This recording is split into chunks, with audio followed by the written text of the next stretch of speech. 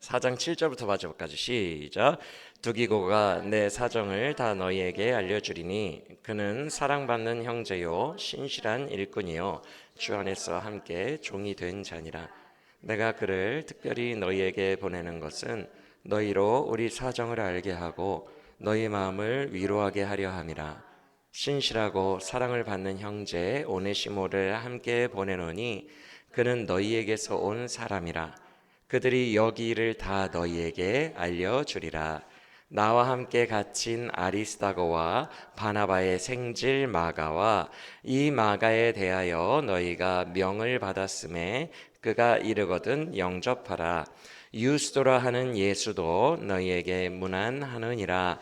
그들은 할레파이나 이들만은 하나님의 나라를 위하여 함께 역사하는 자들이니 이런 사람들이 나의 위로가 되었느니라.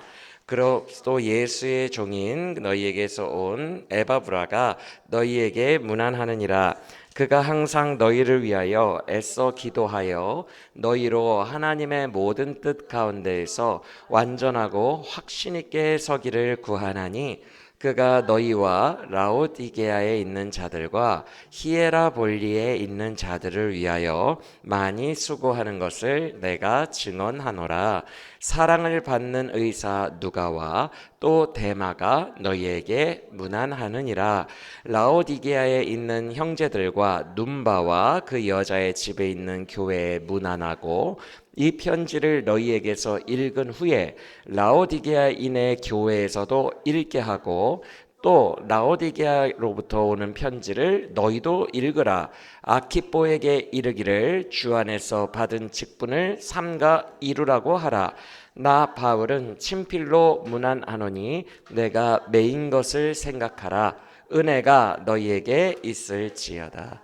아멘. 오늘 우리에게 주신 말씀도 성령이 교회에게 하시는 말씀으로 듣고 적용하는 우리 모두가 되길 원합니다.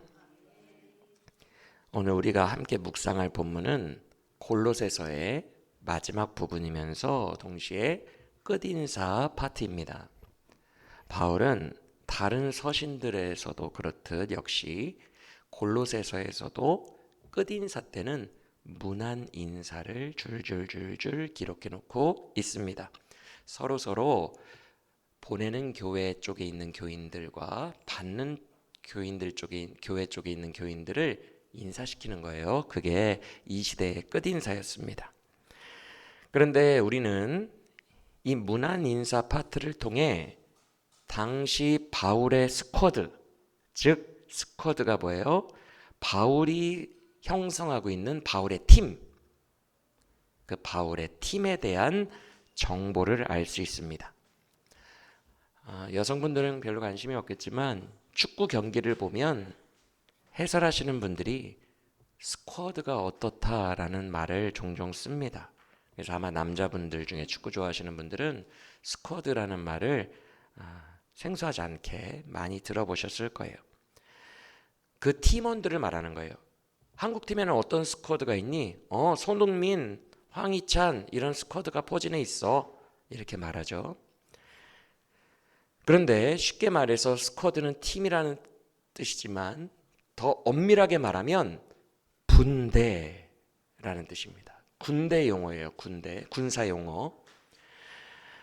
가장 작은 부대 단위가 분대입니다. 그래서 여성분들은 또 잘 모르시겠지만 남성분들은 잘 아실 거예요.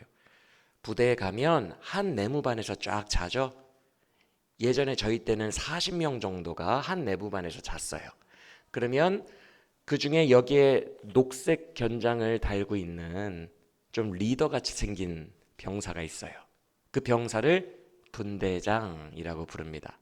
그래서 한 내무반에서 2년 혹은 3년 동안 동고동락하면서 같이 훈련하고 같이 밥 먹고 했던 전우회로 똘똘 뭉친 그 40명 정도의 분대, 그 규모의 최소 단위 군대를 분대라고 부르는데 그게 영어로 스쿼드예요. 그래서 스쿼드는 가장 의리와 전우회로 똘똘 뭉친 소규모의 네 팀이에요. 네 팀. 그런데 바울의 스쿼드가 어떤 사람들로 이루어졌는지 오늘 문안 인사 파트를 통해서 우리가 조금 볼 수 있다는 거예요. 이해가 되시죠? 바울에게는 강력한 분대원들이 있었어요. 바울의 스쿼드라고 불려도 될 만큼의 탄탄한 조직력과 결속력과 능력까지 갖춘 동역자들이 있었어요. 다른 사도들에게는 물론 동역자들이 있었겠지만 동역자들의 이름이라던가 그들의 활약에 대해 성경에서 잘 나타나 있지 않아요. 근데 바울은 그 팀이 스쿼드가 탄탄해서 그의 동역자들의 활약과 여러 능력들이 여러 모습들이 성경 곳곳에 드러나 있어요. 물론 오늘 본문에는 바울의 스쿼드에서도 핵심 인물들인 디모데, 디도, 실라 이런 인물들이 빠져 있어요. 오늘 본문에는. 그러나 그 외의 인물들 속에서도 우리가 충분히 묵상해 볼 수 있는 인물들이 나와 있어요. 그럼 이 세 사람은 왜 빠져 있을까요? 골로새 교회 교인들이 모르거나 골로새 교회에 편지를 했는데 골로새 교회 교인들이 디모데를 몰라.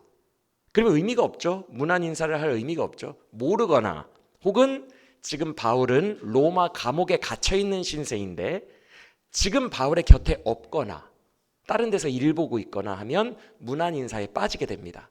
지금 곁에 있을 때에만 디모데도 너희에게 문안하느니라 이렇게가 되는 거예요. 맞습니까?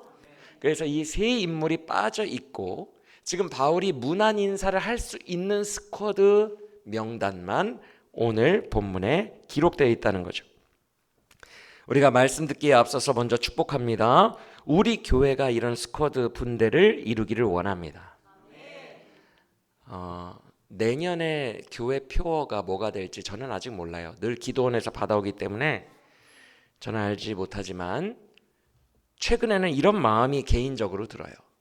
설교할 때 처음 인지를 했어요.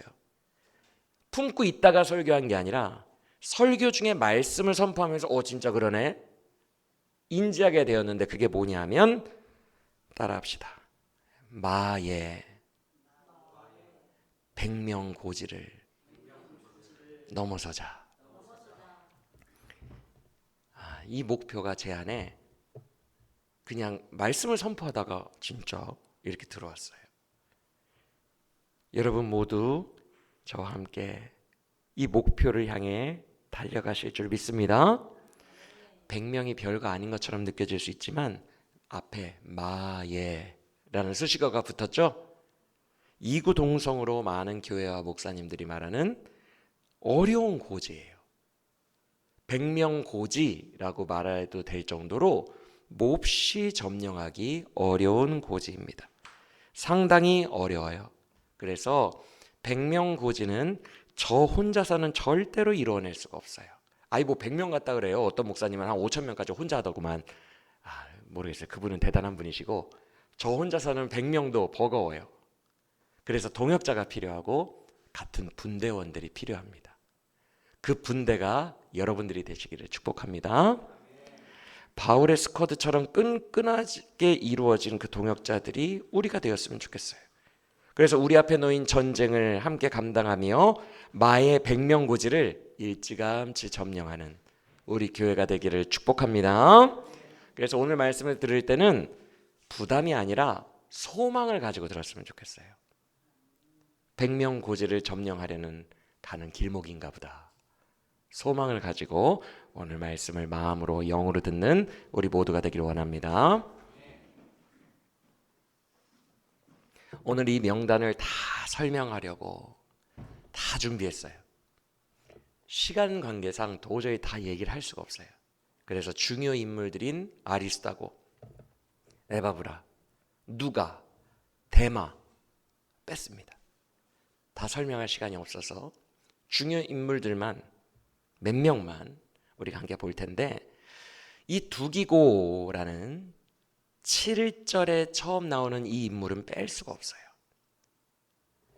이 두기고라는 인물 보이시죠?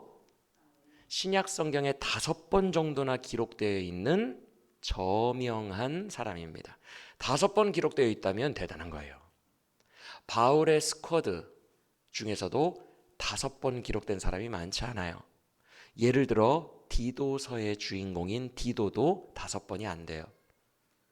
크레타 섬에 담임 목사였잖아요. 디도가 바울이 파견한.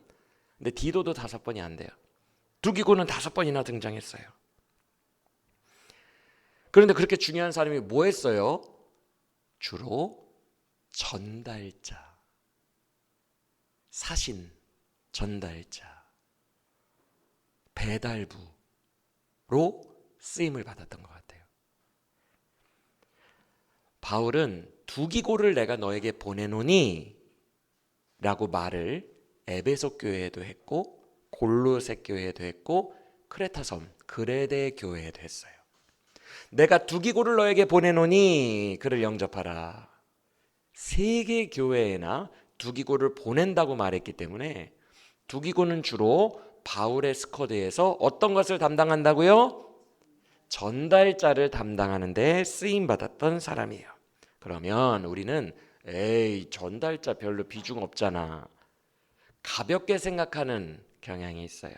소식을 전달하는 사람, 본인이 목소리를 내는 사람을 우리는 되게 중요하다고 생각하고요. 남의 목소리를 전달하고 전달해 오는 사람들은 본인 목소리가 없기 때문에 가볍게 여기고 경시하는 그런 우리의 착각들이 많아요. 그래서 두기고도 디모데처럼 큰 에베소 교회 담임 목사라도 되던가, 디모데는 나중에 말씀을 전하는 자가 되었잖아요. 그렇죠?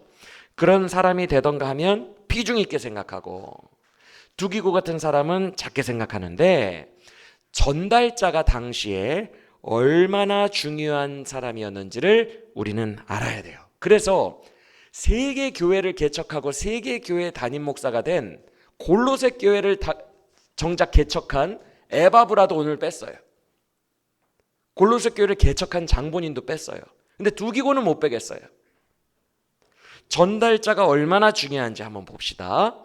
바울 서신을 가만히 보면요, 바울은 자기의 뜻과 편지와 말씀을 전달하는 일을 결코 아무나 시킨 적이 없어요.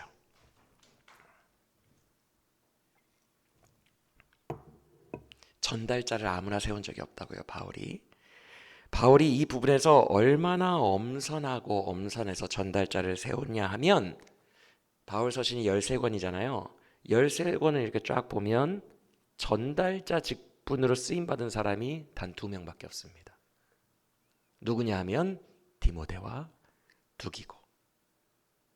전달자 아무나 안 보냅니다. 왜? 가서 내 뜻을 전해야 되는데 본인 얘기할까 봐. 이해가 되십니까? 정말 신뢰하는 사람 아니면 안 보내요. 자꾸 팔이 더해지고 다리가 더해지고 할까 봐. 그리고 내 뜻에서 가장 중요한 것을, 내 마음을 캐치를 못하고 제일 중요한 것은 말 안 하고 중요하지 않은 것들만 얘기할까 봐.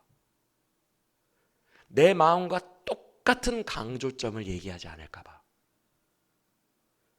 전달자가 잘못 전달하면 엄청난 오해가 생기고 교회가 큰 어려움을 겪게 돼요. 맞습니까? 그러니까 바울이 전달자는 아무나 절대로 안 세웁니다. 차라리 어느 지역의 담임 목사는 조금 본인이 볼 때 안 맞는 사람을 세울지라도, 담임자는 안 맞는 사람을 세워도 전달자는 아무나 세우지 않아요. 그래서 바울은 디모데와 두기고 2사람이라고 그랬죠. 파견할 때마다 이 사람은 내가 믿는 사람이다라는 말을 꼭 씁니다. 오늘 본문 7절에서 두기고를 소개할 때도 어김없이 그 단어가 나옴을 볼 수 있어요. 맞습니까? 뭐라고 되어 있어요? 표현이. 그는 신실한 일꾼이다. 여기서 신실하다는 말이요, 믿음직스럽다, 믿을만하다라는 뜻이에요. 그래서 내가 믿을만한 사람이 두기고다. 즉 바울은 믿을만한 사람 아니면 절대 파견하지 않습니다. 그래서 빌립보서를 썼을 때 바울이 뭐라고 해요? 여러분, 빌립보서는 우리가 지금 보고 있는 골로새서 바로 앞이거든요. 빌골살 아닙니까? 바로 앞이에요. 힘들지 않으니까 보고 옵시다. 빌립보서 2장 19절 이하를 한번 보세요. 19절. 바울이 내가 디모데를 너희의 교회로 속히 보내어 너희에 대해 알기를 원한다. 너희의 지금 영적 상태가 어떤지를 내가 알기를 원한다. 그러면서 어떤 말을 해요? 20절을 보시면 디모데밖에 없다 이렇게 말합니다. 맞습니까? 디모데밖에 없다. 어떤 사람이 교회의 영적인 상태를 마치 바울 자신이 가서 본 것처럼 정확하게 판단하고 와서 정확하게 전달해 줄 수 있을 만한 믿을 만한 사람이 내게는 디모데밖에 없다 이렇게 말합니다. 맞습니까? 그래서 내가 왜 그를 믿을 수밖에 없는지 21절과 22절에서 설명을 합니다. 보세요. 21절. 그가 믿을 만한 사람인 이유가 나오는데 21절. 그는 절대 자기의 유익을 위해 사역하는 사람이 아니야. 그는 하나님의 나라를 위해 사역하는 사람이야. 그래서 내가 믿을 수 있어. 그리고 21절에서 뭐라고 합니까? 그리고 22절에서 사랑하는 내 아들처럼 나와 함께 복음을 위해 지금까지 수고해왔던 자야. 아들과 같이 바울과 한 영을 가지고 있다는 거예요. 한 스피릿을. 이해가 되시면 아멘. 그런데 21절을 보시면 뭐라고 합니까? 아주 충격적인 얘기를 해요. 디모데 빼고 다른 모든 내 주변에 있는 동역자들은 다 가짜야. 21절 보세요. 뭐라고 하는지. 그들은 다 자기의 유익을 구하고 하나님의 나라를 위해 살지 않아. 그래서 그렇게 사는 사람이 디모데 외에는 내게 없습니다. 맞습니까? 와, 이 정도 수준이 되어야 바울이 보냅니다. 자기의 유익을 구하는 사람을 보내면 어떻게 돼요? 한 예로 자기 편 만들려고 자기 얘기를 합니다. 예를 들어서 제가 집사님이 좀 가봐요. 권사님이 좀 가보세요. 해요.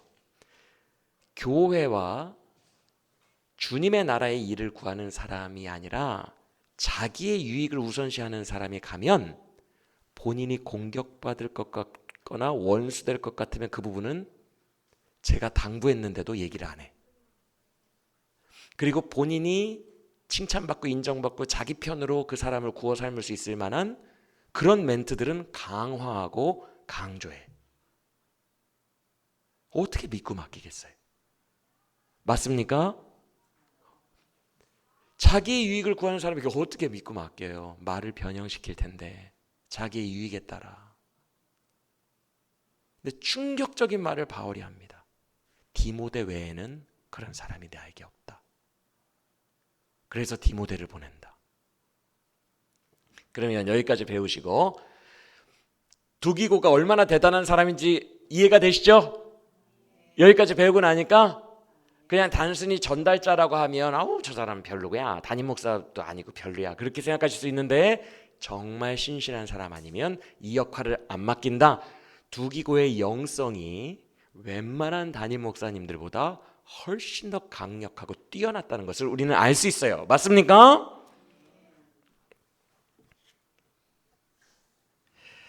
사랑하는 여러분, 저는 우리 교회, 우리 분대원들 모두가 이렇게 믿을 만한 사람이 되었으면 좋겠어요. 할렐루야. 일단 저는 제 위에 누가 계시죠? 담임 목사님이신 예수님이 계시기 때문에 담임 목사님이 저를 보내시면 누구에게 욕먹을까봐 말을 좀 살살하고 혹은 누구에게 잘 보이려고 주님과 상관없는 말을 많이 하고 저는 저부터 담임 목사님이 보내실 때에 믿을 만한 사람이 되도록 애써야 돼요. 여러분도 마찬가지예요. 여러분도 믿을 만한 사람이 되기에 힘쓰시기를 간절히 원합니다. 예를 들어서 어떤 교우가 안 나와. 그러면 여러분을 보내는 거예요. 아유, 권사님이 한번 가보세요. 집사님 한번 가보세요. 제가 먼저 가면은 좀 부담스러울 수 있으니까 먼저 한번 가봐요. 이렇게 보냈다고 해봐요. 근데 보냈을 때 제가 걱정이 하나도 안 돼. 하나도 안 불안해. 알아서 잘하고 올 거라는 생각이 들어요. 여러분 그러면 얼마나 좋을까요? 그 마음 상상이 돼요? 얼마나 좋아요. 그렇죠? 그들의 방향이, 보냄을 받은 사람의 방향이 본인의 유익을 구하기보다는 교회와 예수님의 유익을 구하기 때문에 알아서 마인드가 주의 나라를 추구하는 사람들이니까 알아서 잘하겠지, 이렇게 마음을 놓게 되는 거예요. 여러분, 요새 저는 목회가 행복해요. 왜냐하면 제가 이 설교를 여기까지 쓰면서 묵상을 해봤어요. 우리 교회에 지금 권사교육 받으시는 6분의 권사님들이 있는데 이 6분의 권사님들 중에 6명을 다 주마등처럼 지나가게 했어요. 권사님들 가운데 누구를 보냈을 때 불안할까 생각을 해봤는데 정말로 그게 검증이 되니까 행복하다는 말을 써놓은 거예요. 6분 다 보내도 제가 편안하게 기다릴 수 있을 것 같아요. 그게 너무 귀하구나. 내가 공기처럼 내 주변에 계시니까 몰랐었는데 정말로 보냈을 때 마음이 편한 사람들이 6분이 포진해 있구나. 이것을 깨닫고 되게 감사했어요. 여러분, 교회가 이렇게 든든하게 믿을 만한 사람들로 세워져 갈 때 얼마나 감사합니까? 저는 6분의 권사님들을 다 믿어요. 이들의 마음속과 심장에 예수님이 계시다는 것을 믿습니다. 할렐루야. 그래서 심지어 어떤 분을 보낼 때에는 나보다 더 잘하고 오시겠다라는 생각이 들어요. 나보다 더 잘하고 알아서 오시겠다, 이런 생각이 들어요. 그래서 너무너무 감사해요. 여러분, 1000명 목회를 해도 외로운 목사님이 있어요. 1000명 목회를 해도 믿을 수 없는 사람들만 가득 있어서 스트레스로 건강이 상하는 목사님들이 있어요. 반면에 작은 교회라도 좋고 믿을 만한 동역자들이 있으면 행복하고 든든하고 뭐라도 지금 당장 할 수 있을 것 같은 소망이 생깁니다. 우리 교회가 그런 교회이고 그런 교회가 앞으로 더 강하게 될 줄로 믿습니다. 지금도 말씀드린 것처럼 다 신뢰할 만하지만 더 신뢰할 만한 용사들이 저와 여러분이 되시길 바랍니다. 그러면 우리가 평소에 어떤 훈련해야 돼요? 나의 유익을 구하지 않고 예수님의 유익을 구하는 훈련을 많이 해야 돼요. 평소에 내가 원하는 입맛대로 살다가 사역할 때 그게 나올 수가 없어요. 영성이라는 것은 그게 안 됩니다. 평소부터 주님이 너 왼쪽으로 가지 말고 오른쪽으로 가라 라고 하시면 왼쪽으로 가고 싶어도 오른쪽으로 가려는 이 힘쓰는 싸움이 내 안에 평소의 영성 훈련과 하나님의 뜻대로 가려고 하는 이 싸움이 평소에 있어야 사역의 자리에서도 내 유익을 구하려고 할 때 이게 딱 충돌을 일으켜요. 이해가 되십니까? 평소에 훈련해야 돼요. 평소에 다 무너져요. 내 마음대로 살아요. 그런데 사역할 때는 영적일까요? 저는 그건 아니라고 봐요. 제 스스로를 점검해 봤을 때 제가 평소에 그게 안 되면 사역할 때 영적인 게 절대 나오지 않습니다. 자아로 계속 살다 보니까 자석처럼 그 자아의 관성에 끌려가요. 그래서 사역할 때도 자아로 하면 안 된다는 걸 아는데, 주의 뜻대로 해야 된다는 걸 아는데 평소에 그렇게 자극적으로 내가 원하는 자아대로 욕망대로 내 뜻대로 살아왔기 때문에 이게 절제가 안 되는 것입니다. 통제가 안 돼요. 평소에 훈련해야 돼요. 영성은 평소에 훈련이 나오는 거예요. 할렐루야. 우리가 두기고처럼 주의 유익을 구하는 훈련을 평소에 유지하려고 애쓰고 훈련하는 우리 모두가 되길 원합니다. 단 하나 건데 그거 하나만 우리가 평소에 훈련해도 믿음직스러워요. 우리가 사람을 뭘 보고 믿습니까? 그의 안에 계신 주님을 보고 믿지. 우리가 우리 한 사람 한 사람이 연약하다는 걸 너무 잘 아는데 나를 임상 실험해 보면 알잖아요. 인간이 얼마나 연약한 존재인지 잘 아는데 우리가 무엇으로 사람의 그 연약함을 믿어요? 그의 안에 역사하시는 하나님을 보고 믿는 거예요. 할렐루야. 그의 안에 역사하시는 하나님의 힘이 더 강해지는 우리 모두가 되기를 간절히 원합니다. 그래서 교회의 유익을 위해서라면, 예수의 나라의 유익을 위해서라면 내가 그 사람의 원수가 되더라도 쓴소리할 수 있어야 돼요. 차라리 내가 원수가 되더라도 쓴소리할 수 있어야 되고, 교회의 유익을 위해서라면 내 사비를 털어서라도 음료수 세트 하나 사들고 찾아갈 수 있어야 돼요. 교회 유익을 위해서라면 평소에 그런 마음가짐으로 계속 살고 있어야 돼요. 그래야 신실한 주의 일꾼이 되는 줄로 믿으시길 바랍니다. 다시 골로새서 4장으로 돌아가서 8절을 보시면 두기고를 통해 바울은 목적한 바가 분명히 있었대요. 뭐예요? 내가 지금 감옥에 갇혀 있는데 내 이야기를 골로새 교회에 정확하게 전해줘서 골로새 교인들에게 위로를 줄 수 있는 게 내 목적이다, 이렇게 말합니다. 맞습니까? 이해가 되세요? 두기고를 보내서 골로새 교회가 위로받게 하는 게 목적이래요. 무엇을 전해서? 두기고를 보내서 골로새 교회가 위로받기 하기 위하여 내가 두기고를 보낸다라고 했죠. 두기고를 보내서 뭘로 위로를 받게 한대요? 내가 갇힌 것을 전해서 위로받게 한대요. 여러분, 이게 말이 됩니까?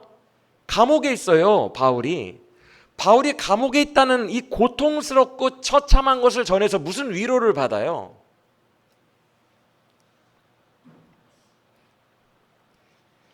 그런데 이건 무슨 얘기냐면 우리가 알다시피 로마 감옥에서 바울은 더 왕성하게 활동을 합니다.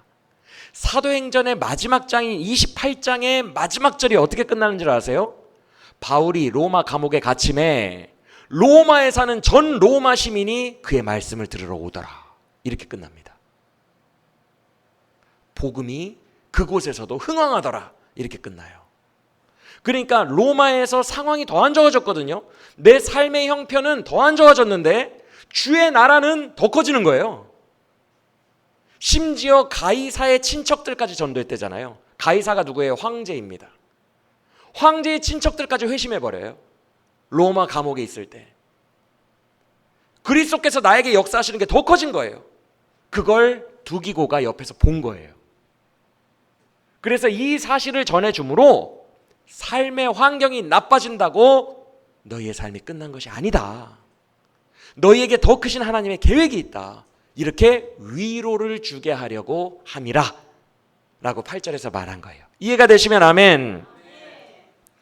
여러분, 보통 어떤 성도가 고통에 있으면요, 저도 그래요. 우리들 다 고통과 고난 받잖아요. 저도 암흑이 껴있는 것 같아요. 그 고통이 주는 감정만 내 안에 가득하고요, 눈이 가려진 것 같이 그 고통이 주는 찌름 속에서 아파만 해요. 그 바깥이 전혀 안 보입니다. 시야가 좁아들게 돼요. 고통과 고난 속에서 저를 포함한 모든 성도들이 다 갇혀있게 되거든요. 그러면 어떻게 해야 되냐면 밖에 있는 성도가 가서 그걸 탈출시켜줘야 돼요. 할렐루야. 우리 모두는 약하기 때문에 거기 갇혀있다고요, 시야가. 이걸 눈뜨게 해줘야 돼요. 그것은 서로 도와주는 방법밖에 없어요. 서로 도와야 돼요. 기도하고 위로해줘야 돼요. 할렐루야. 두기고와 같은 위로의 사람이 가서 격려하는 거예요. 소망 없는 자에게 소망을 주는 거예요. 어떻게 해요? 영적으로. 두기고가 이렇게 말하겠죠. 제가 상상을 해봤어요. 이렇게 말했을 것입니다. 바울 선생님이 지금 로마 감옥에 갇혀 있다고 해서 망했다고 생각하지 마세요. 제가 옆에서 계속 지켜봤는데요, 그의 고난도 하나님이 형통으로 쓰시더라고요. 처음에는 우리 다 망한 줄 알았어요. 바울 선생님을 하나님이 이제 버린 줄 알았어요. 그런데 그게 아니더라고요. 하나님의 계획은 너무 놀라워요. 로마에 사는 사람들이 다 바울 선생님이 갇혀진 감옥에 와가지고 말씀을 듣는데 엄청난 일들이 일어났어요. 저는 그곳에서 더 큰 복음의 역사를 체험하게 되었어요. 그러니 성도님들도 힘내세요. 지금 그 고난이 전부가 아니에요. 그 고난을 축복으로 바꾸실 것이고 더 큰 일을 하시고 영광으로 쓰시는 하나님을 바라보세요. 고난 자체에 너무 함몰되어 있지 마세요. 하나님은 성도님을 결코 버린 게 아니고 새로운 지경으로 인도해내시는 과정이에요. 힘내세요. 할렐루야. 아마 두기고는 이렇게 간증하지 않았을까 싶어요. 여러분, 진짜로 영적이라는 것은 영적으로 죽어가던 사람을 살리는 자가 영적인 사람이에요. 영적이라는 것은 지식에 머물러 있는 게 아니에요. 살려야 돼요, 정말로. 갇혀 있는 자를 해방시키고 영으로 죽어가고 있는 자들을 살려야 되고 소망 없는 자에게 소망을 줘야 돼요. 그걸 영적이라고 하는 거예요. 영적인 게 지식으로만 그치면 안 돼요. 그건 영지주의예요. 영적 지식, 영지주의예요. 실제로 사람을 살려야 돼요. 그런데 두기고는 바울이 믿고 맡겨낼 정도로 사람에게 위로를 줄 수 있는 사람이고 사람을 살려낼 수 있는 영적인 사람이었다는 거예요. 여러분, 영적인 말로 사람을 살려낼 수 있는 그런 영적인 사람들이 다 되시길 간절히 원합니다. 사람을 살려내지 못하면 영적인 게 아니에요. 우리가 지금 죽어가는 사람을 살려내야 돼요. 근데 그 사람은 절대 환경 얘기로는 살아날 수가 없습니다. 지금 사업으로 고통받는 사람에게 내가 가서 정권이 바뀌면 잘 될 겁니다. 아무 쓸데 없어요.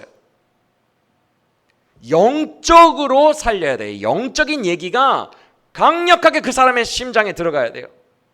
그래서 그것이 눈이 딱 떠진 것처럼 영적 소망으로 역사해야 돼요. 그게 살아나는 거예요. 그런 사람이 두기고와 같은 영성가라고 합니다. 예를 들어서 제가 일을 부탁했어요. 권사님 가서 그 집사님 좀 만나고 와보세요. 그래서 네 목사님 하고 가시더니 무슨 얘기하고 오셨어요? 정치 이야기하고요, 드라마 이야기하고, 돈 이야기하고, 주식 이야기하고, 물가 이야기하고, 세상 이야기하고, 연예인 이야기하고, 남의 뒷 이야기하고, 이런 말들만 잔뜩 하고 왔습니다. 그럼 뭐하러 간 거죠? 그렇죠? 얼마나 갑갑하고 안타까워요. 그 사람을 살리는 영적인 말을 해주고 와야 될 거 아니에요. 교인들은 서로 살려줘야 되거든요. 제가 몇 번 말하지만 여러분들이 지금 영적으로 무너져 있고 갇혀져 있죠? 여러분 막 큰 죄로 생각하지 마세요. 우리들 돌아가면서 그런 현상을 겪습니다. 저라고 다운되는 거 없는 줄 아세요? 우리들 다 돌아가면서 그래요. 돌아가면서. 어떤 사람이 지금 충만하다고 그래서 한 달 뒤도 이 사람이 충만할까요? 아니에요. 다 굴곡이 있어요. 내려갔을 때는 옆에서 도와줘야 돼요. 어떻게 해요? 세상적인 소망 백날 줘봐야 내 결계를 깨지 못합니다. 영적인 위로를 줘야 돼요. 영적인 위로를. 성령이 감화감동 역사하시는 영적인 위로를. 그걸 줄 수 있는 두기고와 같이 하나님이 신뢰할 만한 사람들이 우리가 되기를 간절히 원합니다.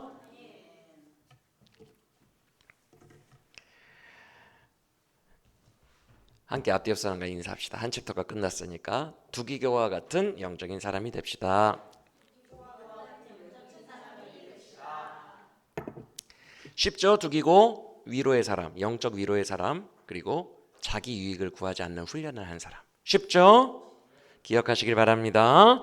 이제 두 번째 챕터는 두 번째까지만 하고 마치는데 세 명을 함께 볼 거예요. 공통점이 있기 때문에. 두 번째 챕터의 세 명 중에 첫 인물이 9절에 나오는 오네시모입니다. 오늘 우리는 두기고도 중요하지만 두 번째 챕터에 더 주목해야 돼요. 이 오네시모 이야기는 무슨 서에 나와 있는지 혹시 기억하세요? 오네시모 이야기는 무슨 서에 나와 있는지, 그래요, 민망한 시간은 줄이고 빌레몬서에 나와 있어요. 예전에 제가 빌레몬서 강해했을 때 아마 기억을 하실 텐데 제가 짚어드리면 또 기억이 나실 줄 믿습니다. 요약해 드릴게요. 절 보세요. 오네시모는 이 편지가 지금 배달되는 골로새 교회, 골로새에 있던 사람이에요. 골로새 사람인데 노예예요. 누구의 노예냐 하면 빌레몬의 노예예요. 네, 빌레몬의 노예고 헬라인이에요. 오네시모라는 뜻이 유대인이 아닙니다. 그런데 이 빌레몬이 어떤 사람이냐? 자, 역사를 짚어갑시다. 바울이 에베소에서 에베소 교회를 일으킬 때 3년 동안 개척할 때 이때 은혜 받은 제자가 있어요. 그가 바로 에바브로라는 제자입니다. 그 제자가 자기의 고향인 골로새, 라오디게아, 히에라볼리 세 삼각형을 이루고 있는 자기 고향에 가요. 그래서 이 에바브로가 새 교회를 개척합니다. 이해가 되시죠? 에베소에서 은혜 받았던 바울의 제자가 개척해요. 이때 에바브라의 제자 중에 골로새 교회에 충실한 일꾼이 빌레몬이에요. 근데 빌레몬의 스타일이 어떤 스타일이냐면 부자였던 것 같아요. 노예도 있고. 빌레몬이 자기 집을 내어줬어요. 옛날 사람들이 무슨 예배당이 있습니까? 큰 집에 사는 성도가 자기 집 내어주면 거기서 예배하는 거예요. 근데 빌레몬이 그 역할을 감당한 거죠. 집을 내어준 거예요. 그래서 이런 이미지로 그리시면 됩니다. 여기를 개척한 에바브로가 담임 목사, 빌레몬이 장로님 스타일이에요. 이해가 되시죠? 그 교회 전체를 이렇게 공간도 섬겨주고 하는 장로님.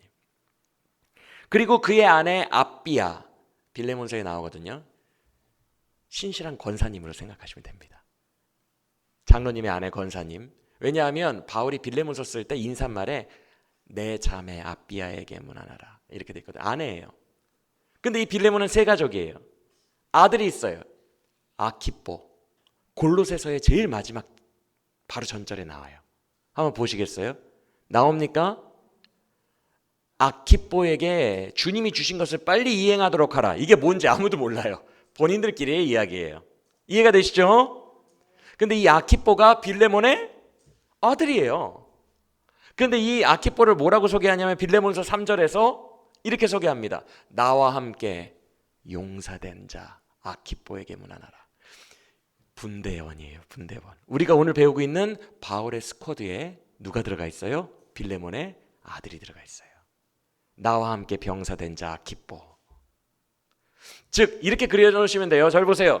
빌레몬 골로새 교회 장로님, 그의 아내 아비야 권사님, 그의 아들 아키뽀 신학생.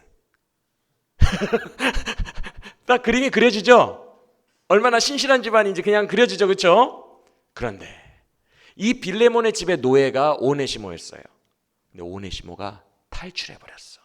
강아지가 줄 끊고 탈출하는 것처럼 탈출했어요. 왜 탈출했을까? 그 당시에 노예들이 탈출하는 이유는 딱 하나예요. 탈출하면 죽어요. 무슨 말이냐면 로마법에 노예가 주인을 배신하고 탈출하다가 적발됐다. 어디 다른 지역에서 잡혔다. 사형입니다. 그러면 생각해보세요. 논리적으로. 사형인 걸 알면서 왜 탈출하겠어요?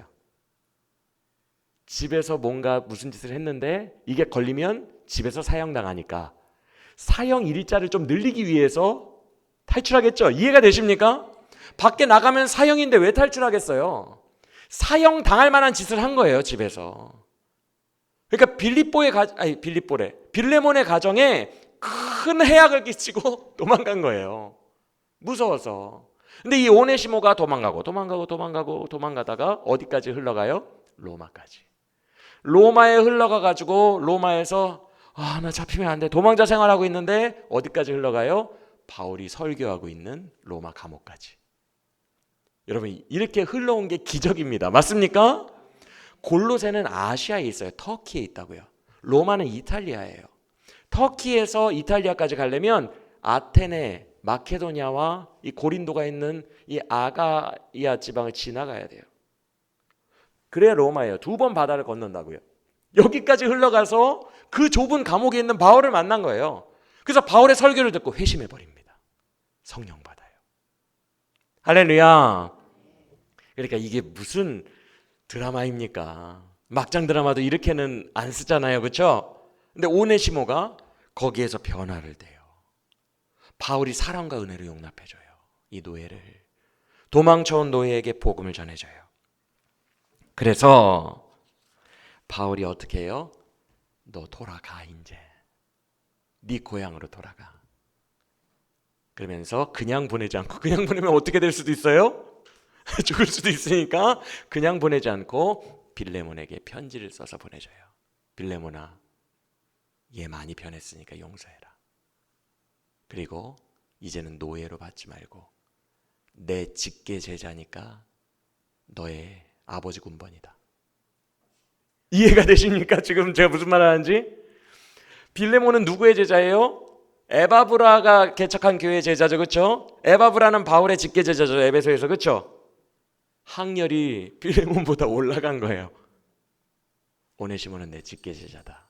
그러니까 이제 네가 노예 증서를 찢고 자유인으로 풀어줘서 형제로 섬겨라.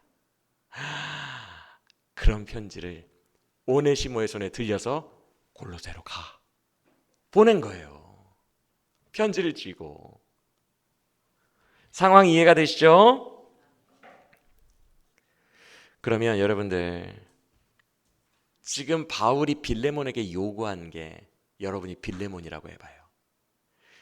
사형당할 걸 알면서도 도망갈 정도의 그 집에 큰 잘못을 저질렀어요. 작은 잘못이 아니에요. 내 집에 막대한 손실과 뭔가 나쁜 짓을 했어요. 이 녀석이 터덜터덜 돌아왔는데 편지 하나를 가지고 왔네. 나는 그 과정을 전혀 모르는데, 이 사람이 변화되는 과정, 회심한 과정 전혀 몰라요. 내 기억의 마지막 기억은 도망가네. 아직 정서적으로 용서가 전혀 안 돼 있어요. 기억이. 편지 하나를 갖고 왔는데 바울이 간곡하게 부탁도 하고, 빌레몬서를 보시면 간곡하게 부탁함과 동시에 내가 너에게 그리스도 이름으로 명령하노니 용서하라 그래요. 강제예요, 강제. 그럼 빌레몬의 정서는 예전에 그 도망간 아이 그대로인데 용서라고 하니까 폭력적으로 좀 느껴질까요? 안 느껴질까요? 느껴지죠, 그렇죠? 근데 바울이 그렇게 썼어요. 그럼 바울이 어떻게 이런 이야기를 할 수 있을까? 우리는 이 부분을 읽어낼 수 있어야 돼요. 바울이 꿈꾸는 교회, 바울이 생각하는 교회가 바로 이런 교회예요. 빌레몬에게만 요구한 게 아니라 바울도 그렇게 산 거예요. 이게 그리스도인의 삶이고 마땅한 삶이니까, 나도 지금까지 그런 친구들 용서해주고 살고 있으니까 너도 내가 명하노니 용서하라. 그게 교회다 라고 말하는 거예요.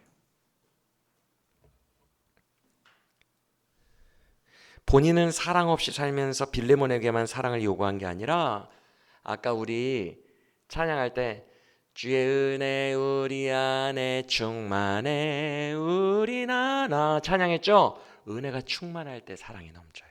이웃 사랑이. 바울 자신이 은혜가 지금 충만하고 늘 충만한 은혜로 살았고, 그래서 자기에게 오는 모든 사람들은 이유를 따지지 않고 주의 자녀로 포용했어요. 할렐루야. 본인이 그렇게 살면서 교회는 포용하는 곳이니 너도 그렇게 해라 라고 말한 거예요. 진리 안에서, 예수 은혜와 복음 안에서 함께 이야기를 한 거예요. 같이 이 길 가자. 이게 교회니까. 믿으시면 아멘. 바울의 스쿼드는 이렇게 용서로 가득 차 있어요. 그래서 새 인물을 두 번째 챕터 때 같이 보겠다 그랬죠. 새 인물 중에 첫째가 오네시모라 그랬죠. 셋 다 공통점이 있는데 용서와 용납으로 가득한 사람들이에요. 용서받아서 바울의 스쿼드에 포진해 있는 사람들이에요. 두 번째 사람이 바로 10절에 나오는 마가입니다. 보이시면 아멘. 마가, 우리 사도행전 강해 때 다 기억나시죠? 마가 어떤 사람이에요? 1차 전도여행 때 데리고 갔어요. 바나바의 조카예요. 나도 갈래요, 삼촌. 나도 갈래요. 그래서 같이 따라와. 그랬더니 바울이 가장 고생할 때, 죽음의 위기 앞에 놓여서 쓰러져 있을 때, 그때 도망가 버렸어요. 이 마가가, 우리 사도행전 때 배웠죠? 바울이 제일 힘들어서 사역을 포기하고 싶을 정도로 선교지에서 쓰러졌을 때, 질병에 걸려서 쓰러졌을 때 마가가 도망가요. 그러면 내가 제일 힘들 때 도망가는 사람 기억이 어떻겠습니까? 그래서 2차 전도여행을 갈 때 바나바가 또 데리고 와요. 바울에게. 얘 그때 실패했지만 한 번 더 데리고 갑시다. 그랬더니 바울이 거절합니다. 선교팀에게 악영향을 끼칠 수 있어요. 얘는 안 됩니다. 그래서 그때 바울과 바나바가 싸우고 갈라지죠. 각기 다른 길로 가요. 그랬던 마가인데 지금 와서 보니 바울의 스쿼드에 들어가 있어요? 안 들어가 있어요? 들어가 있어요. 결국 바울이 그를 품어주고 용서한 거예요. 할렐루야. 자기의 스쿼드 안에 넣은 거예요. 그래서 나중에 디모데 후서를 보면요, 디모데에게 너는 올 때 내가 너무 추우니까 겨울에 옷 가지고 오면서 마가도 데려오라.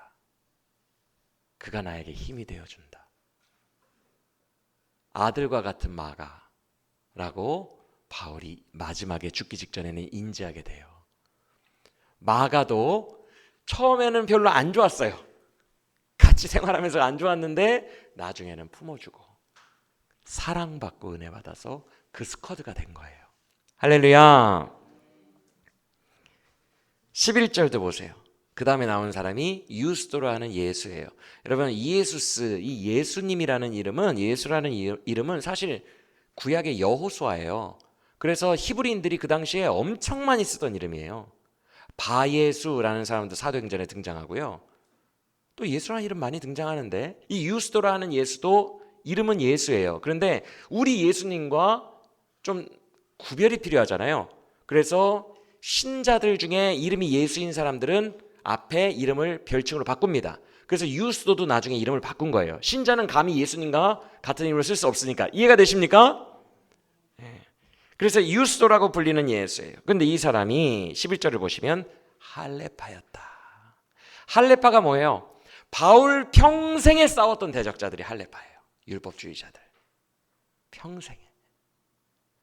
정말 이를 갈면서 양 진영이 싸웠던 바울의 원수 중에 원수가 할레파예요.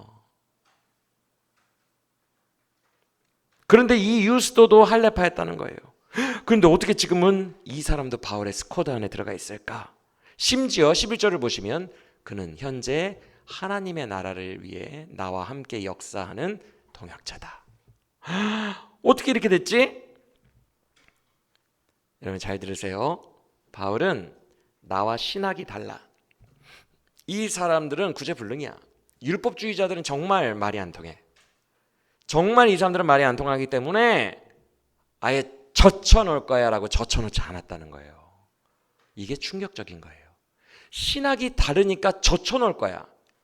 이런 부류는 말이 안 통해 진짜. 오우, 맨날 싸움만 하려고 하고 안 해. 젖혀놓지 않고 그도 품고 계속 복음을 전하고 사랑과 은혜로 품다 보니 그가 변화된 거겠죠. 맞습니까? 충격적이에요. 주 안에서 그 누구도 젖혀놓지 않았던 거예요. 그에게 소망과 가능성을 가지고 계속해서 복음을 전하자 그렇게 변화된 은혜 받은 그쪽 사람들도 있었다라는 거예요. 할렐루야. 사랑하는 여러분, 그래서 11장 마지막 문장에 뭐라고 합니까? 그런 고지식한 할레파도 변화되었다는 게 나에게 뭐가 되었다? 여러분, 이게 목회자의 위로고 여러분의 위로예요. 주님의 사람들의 진정한 위로는 누군가가 변화되고 있는 거예요. 할렐루야. 사랑하는 여러분, 오늘 본문에 뭐 7명 나오나요? 8명 나오는데 그 중에 3명이 바울이 품어준 죄인들입니다. 3명이 용서받아서 은혜 받아서 변화된 자들이에요. 이것을 우리는 주목해야 됩니다.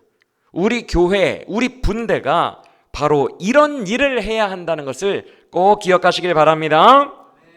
오네시모는 사형의 죄를 짓고도 바울의 품에서 사랑과 은혜를 받고 변화되었어요.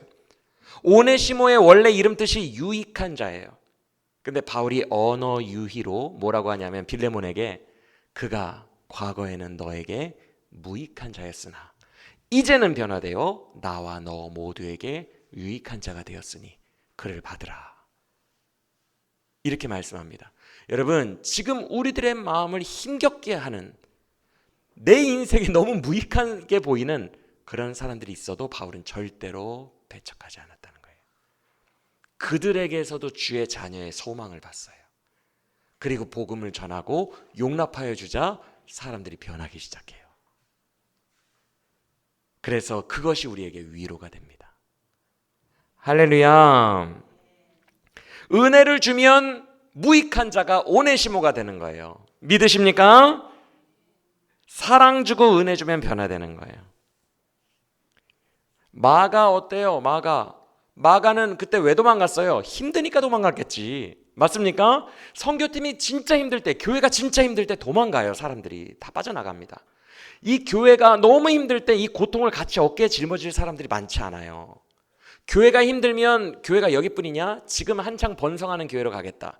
그래서 다 빠져나갑니다. 마가가 그랬다는 거예요. 마가가. 그런데 그 마가가 지금은 어떻게 표현되고 있어요? 10절 보세요. 나와 함께 여기 있는 마가. 지금 바울이 어디 있어요? 감옥에 있죠. 바울과 감옥에도 같이 갈 정도로 과거에는 두려움도 많고 의지도 없었던 그 마가가 용사가 된 거예요. 무엇 때문에? 용서와 사랑 때문에. 할렐루야. 사랑을 주니까 마가가 변화되는 거예요. 복음 안에서 변화되는 거예요. 유스도도 마찬가지죠. 율법주의에 꽉 갇혀 있다가 눈이 멀고 있었는데 자유케 된 거예요. 여러분, 율법주의자가 어떻게 자유케 될 것 같아요? 내 노력으로 율법으로 하나님께 이쁨 받으려고 열심히 살았던 사람이, 거기에 꽉 갇혀서 살았던 사람이 무엇으로 자유케 될 것 같아요? 내가 지금 현재 뭘 노력하지 않아도 지금 내 존재 그 자체만으로 사랑해 주시는 하나님, 그 은혜 복음으로 은혜 받는 거예요. 그것만이 율법을 깰 수 있어요. 율법주의자들이 얼마나 고지식한지 몰라요. 머리가 꽉 갇혀가지고. 근데 그 율법에서 자유케 되는 것은, 뻥 터져 나와서 자유케 되는 것은 오직 사랑과 은혜의 복음밖에 없어요. 할렐루야. 근데 바울이 말로만 전했겠냐는 거예요. 사랑과 은혜를. 직접 그 사람을 품어주면서 전했지. 그 사랑과 은혜를. 그래서 그도 주의 일꾼으로 바울의 스쿼드 안에 들어가는 용사가 된 거예요. 따라합시다. 사랑이 사람을 변화하게 합니다. 믿으시길 바랍니다. 그래서 바울의 스쿼드에는 하나의 특징이 있는데, 이미 완성된 잘난 사람을 쓰지 않았다는 거예요. 세상의 끄트머리에서 도망갈 곳도 없는 자들, 각자의 개성으로 자기 스타일대로 죄 짓고 살아가던 자들, 그 죄의 끝에서 소망 없이 버림받은 자들, 자신감을 잃은 자들, 나는 불가능해라고 생각하는 자들, 그런 자들을 고쳐서 변화되게 하여 분대원으로 만든 게 바울의 스쿼드예요. 얼마나 복음이 강력하고 위로가 되겠어요. 여러분, 애초에 영적으로 좀 올라와 있는 사람들이 막 들어와요. 그 사람들 데리고 부흥시키면 무슨 위로가 있겠어요? 우리 안에 무슨 위로가 있겠냐고요. 근데 세상에서 끄트머리에 있는 자들, 버림받은 자들을 사랑과 은혜로 복음으로 양육했더니 변화되어 가지고 함께 능력 있게 변화되면 얼마나 큰 위로와 담대함이 되겠어요. 이제는 이 이후에도 뭐든지 할 수 있다는 느낌 들잖아요. 그렇죠? 잘난 사람들 들어와 봐야 사람이나 의지하지 뭐 하겠어요. 선교만 10번 갔다 온 장로님이래. 그런 장로님이 들어왔어요. 뭐 하겠어요. 사람이나 의지하게 되지. 그 장로님이 알아서 하시겠지. 이 교회는 다 알아서 하시겠지. 성숙한 사람이잖아. 맡기고 의지하고. 그게 무슨 교회예요? 그건 교회가 아니에요. 우리가 함께 세워가고 세워감이 위로가 되고 더 미래에 대한 담대함을 가지게 되고 누가 와도 할 수 있다. 복음이 강력하다 라는 위로를 주잖아요. 와, 복음이 이 사람도 변화시켰다. 그 담대함을 더하게 하고 위로를 더하게 하는 것은 처음부터 갖춰진 사람이 오는 것이 아니라 모자라고 죄인들이 와서 은혜로 변화될 때 그 위로가 우리에게 임하게 될 줄로 믿습니다. 이것이 우리가 꿈꿔야 하는 교회예요. 고 정필도 목사님의 설교를 엊그저께 차에서 듣는데, 정필도 목사님의 교회도 지금은 그렇게 자랑을 하고 다녀요. 제가 들어도 장로님들이 진짜 영성이 장난이 아니에요. 장로님들이 회의를 하지 않고 매 주일에 1시간씩 자기들끼리 찬양하고 기도한대요. 통성으로. 매 주일 예배가 끝나고 자기 학생부, 아동부 각자 맡은 사역이 끝나면 1시간씩 기도한대요. 그래서 목사님 들어오지 말라 그랬대요. 회의실에, 당회실에. 들어오지 마세요. 그래서 자기들끼리 뭐하나 봤더니 매주일 찬양하고 통성으로 기도하고 다 끌어안고 사랑합니다 하고, 그 수십 명의 장로님들이 한 주도 빼놓지 않고, 그리고 목사님이 한번 갔더니 목사님 오셨다고 들어오라고 하더니 중간에 세워놓고 다 같이 기도하고 안아주고. 여러분, 얼마나 멋있는 교회입니까? 상상이라도 되세요? 저는 이런 장로님들을 본 적이 없어요. 제 근시안적인 시각에서는. 근데 이런 교회가 만들어졌는데 정필도 목사님이 뭐라고 하시냐면, 처음에는요 얼마나 괴롭게 하는지, 얼마나 마음이 못됐는지 너무 힘들었대요. 처음부터 이런 사람이었는 줄 아십니까? 이렇게 말씀하시는 거예요. 그래서 너무 힘들어서 주님께 기도했대요. 주님, 다른 사람 주세요. 기도했는데 주님께서 말씀을 주셨답니다. 잘 들으세요. 내 종아, 주님의 사랑은 철저하게 만들어지고 빚어지는 거란다. 내가 그들을 빚어가고 온전하게 할 것인데 네가 이 사역에 참여해 줬으면 좋겠구나. 제가 이 말씀을 듣고 얼마나 위로와 소망이 됐는지. 왜요? 일단 저에게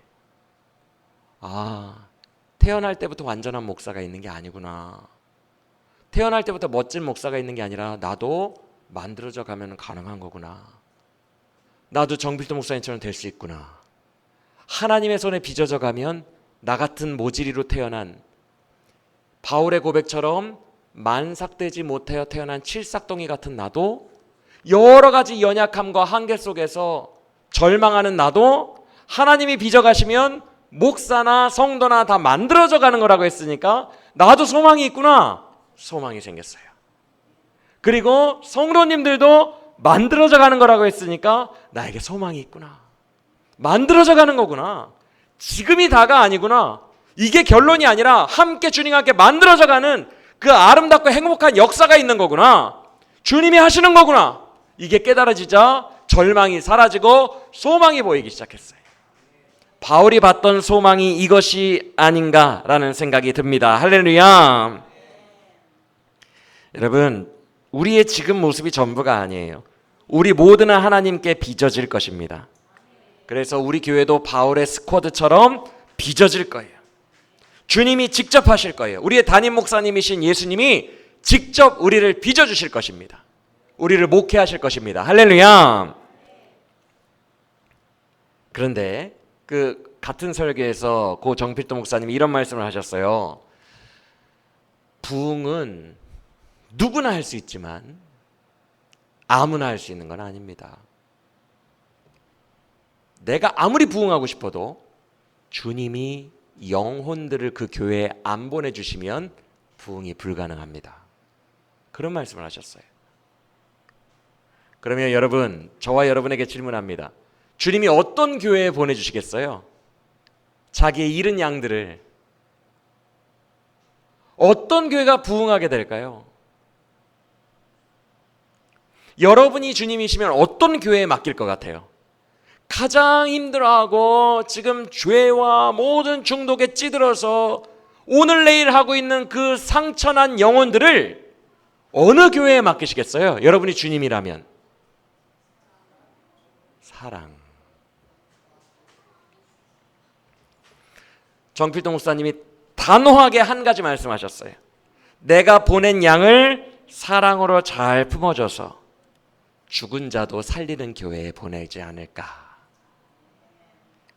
오네시모 같은 자들, 마가와 같은 자들, 유스도와 같은 자들, 이런 죄인들을 주님이 보내주시면 그들을 사랑과 은혜로 품어줘서, 복음으로 품어줘서 다시 살리는 교회, 주의 군대로 변화시킬 수 있는 그런 교회의 영혼들을 보내주시지 않겠냐는 거예요. 할렐루야. 그런 교회가 부흥합니다. 단순 명쾌한 말씀에 제가 아멘이 되었어요. 그리고 그러니까 소망이 간단해지더라고요. 제가 설교를 잘하려고 뽐내고 노력하고 애쓸 필요도 없고 제가 준비해야 되는 건 단 하나더라고요. 여러분이 몸부림칠 때 그 영혼을 사랑하는 거 하나밖에 없어요. 몸부림친다는 말이 뭐냐 하면 아까도 말씀드렸죠. 여러분, 모든 성도는 내려갔다가 올라와요. 내려갈 때 사람들이 다 엄한 행동들을 많이 해요. 저라고 안 그럴 것 같습니까? 내려가면 아니 목사님 이번에 야외 예배 당연히 예배 드려야 되는 거 아니에요? 왜 갑자기 놀러 가자 그래요? 저도 내려가면 그냥 야외 예배 때 예배 드리지 맙시다. 그냥 놉시다. 이런 말이 나와요. 말도 안 되는 말이. 영이 떨어지면 엄한 짓을 많이 해요. 교회에 해악을 끼친다고요. 영이 떨어지면 저를 포함해서 다, 우리들 다 교회에 무익한 자가 돼요. 그러면 그때 우리는 어떻게 느껴야 되냐면 저 인간 나가야 돼. 저거 저 인간만 나가면 우리 교회는 잘 될 거야. NO! 시험이 찾아온 거예요. 민우가 네가 그 영혼 지금 몸부림치고 있는데 네가 사랑해 줄 수 있겠냐? 시험이 오는 거예요. 부흥을 위해서는 반드시 이 시험이 오는데 이때 다 내쫓아 버리면 절대 부흥하지 못합니다. 모든 인간은 교회에 엄한 짓을 하게 돼요. 영이 떨어지면 그거는 그 영혼이 지금 몸부림치고 있는 거예요. 살려달라고 아우성하고 있는 거예요. 그때 정죄하고 뭐야 생각이 왜 이렇게 없어 집사가 권사가 막 이러면서 저 사람 나가야 돼. 저 사람 때문에 10명이 나가는 것 같아 우리 교회. 저 사람이 없어야 우리 교회가 부흥하지. 절대 아니에요. 그 사람을 품어줄 수 있느냐? 네가 품어주면 그 사람을 품어주는 시험에 통과하면 내가 내 영혼들을 보내리라. 이게 주님의 방식이에요. 할렐루야. 우리 교회 마의 백명고지 반드시 이런 시험들이 찾아와요. 우리의 삶에 그때 품어주는 사람, 주님이 찾으시는 그 목자 한 사람, 저와 여러분이 되기를 원합니다. 그거 통과해야 그 고지를 점령할 수 있어요. 이제는 미운 눈으로 보지 마세요. 저 사람 때문에 우리 교회가 안 되는 것 같아. 아니에요. 철저하게 마귀에게 속고 있는 거예요. 제가 그거에 너무 많이 속았어요. 거기에 속으면 안 되고 그럴 때에 테스트구나. 저 영혼도 내가 품어줄 수 있는지 테스트구나. 기도해야 돼요. 기도함으로 품어줘야 돼요. 기도하면 할 수 있어요. 예전 일이지만 우리 최영택 집사님이 저를 많이 미워할 때 정말 근처에도 가기 싫었어요. 왜 가기 싫으냐면 최영택 집사님이 미운 게 아니라 저를 미워하는 사람 옆에 가면 엄청 뻘쭘하고 느낌이 이상합니다. 저를 공개적으로 미워하는 분 앞에 가서 같이 지낸다는 것은 큰 괴로움이에요. 나를 싫어하는 사람 앞에 가서 어떻게 지내요? 그런데 주님이 품으라는 마음을 주셨어요. 정서적으로는 이게 안 돼요, 마음은. 근데 그때 엄청 기도했어요. 엄청 단상에서 기도하고 결단하고 갔어요. 샛별팥죽 앞에 그 밑에다가 차를 대놓고 샛별팥죽까지 걸어가는 50m가 정말 길게 느껴졌어요. 주님, 무조건 용서를 빌게 해주세요. 무조건 사랑하고 무조건 미안한다고 하게 해주세요. 단 한마디도 내 얘기 안 하게 해주세요. 주님, 결단합니다. 단 한마디도 내 얘기 안 하고 무조건 잘못했다고 할 테니까 주님 역사해 주세요. 주님의 뜻이니까 주님께서 그거를 도와주시라 믿습니다. 그리고 결단하고 들어가서 무조건 무릎 꿇었어요. 무조건 무릎 꿇고 쫓아다니면서 죄송합니다. 잘못했습니다. 이제 조금씩 저도 목회를 알아가고 여러분들도 주의 뜻을 알아가고 이렇게 우리는 빚어져 가는 것 같아요. 맞습니까? 우리는 빚어져 가요. 그러니까 가능해요.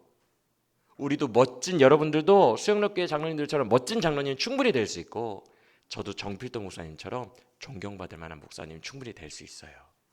할렐루야. 믿으시고 시험이 올 때마다 기도하세요. 기도하면 돼요. 처음엔 정서적으로 안 되는데 기도를 열심히 하고 기도를 하고 또 기도하면 돼요. 결단에까지 이르게 됩니다.